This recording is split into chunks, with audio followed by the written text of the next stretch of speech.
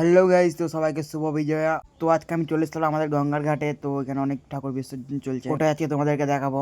তো এখানে একটা বিসর্জন হচ্ছে, তার আমাদের আসার আগে অনেক ঠাকুর বিসর্জন হয়েছে, এখন অনেক ঠাকুর বাকি আছে। তো তোমাদেরকে সব দেখাবো। তো আমি মাঠে দিয়ে দেখি একটা ঠাকুর আসছে, এখানে ওটা বিসর্জন হবে।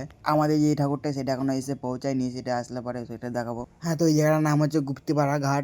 তো আমি আসতে অনেক দেরি করে ফেলেছিলাম, কারণ আমি এই জায়গায় গেছিলাম, সেটা জানো তোমরা সেকেন্ড ব্লগ দেখলে বুঝতে পারবে। তো ওখান থেকে আসতে অনেক দেরি করেছিলাম, তার জন্য অনেক ঠাকুর বিসর্জন হয়ে গেছে, আমি সব দেখাতে পারিনি তোমাদেরকে। আর হ্যাঁ, আমাদের যে ঠাকুরটা ছিল, ঠাকুরটা পুরো গণেশ ঠাকুরের মাথাটা ভেঙে গেছিলো, তার জন্য আমাদের অনেক জন্য খারাপ লাগছিল। রাস্তার দিকে এসে দেখি আর একটা ঠাকুর আসছে, আর প্রতিমাকে দেখতে অনেক সুন্দর লাগছিল আমার। আর তোমাদের কেমন লাগছে সেটা কমেন্টে বলবে।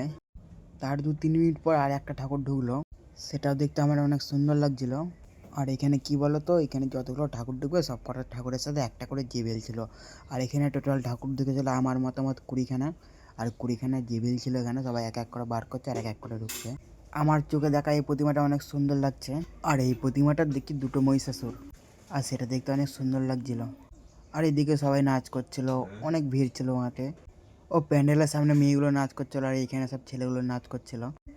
এবার সামনে যারা নাচ করছে এগুলো সব আমাদের পাড়ার ছেলে। আর হ্যাঁ, তাও মনে হয় আজকে সব ঠাকুর বিসর্জন হয়নি, এখনও ঠাকুর বাকি আছে। এখানে অনেকই ভিড় আছে, তো আরও ভিড় থাকতো।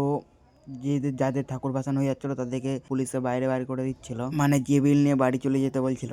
আর তোমাদেরকে বললাম একটা ঠাকুর ভেঙে গেছে, ওই ঠাকুরটা ভাঙার জন্য, তার জন্য অনেক ঝামেলা হলো, তার জন্য সব ঠাকুর লাইনতে দাঁড়িয়ে আছে। ও ঝামেলার সলিউশন না হলে ঠাকুর বিসর্জন দেওয়া হচ্ছে না।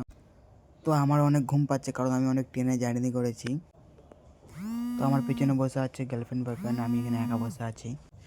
টাটা বাই বাই, এরকম ব্লগ দেখতে চাইলে আমাকে ফলো করো।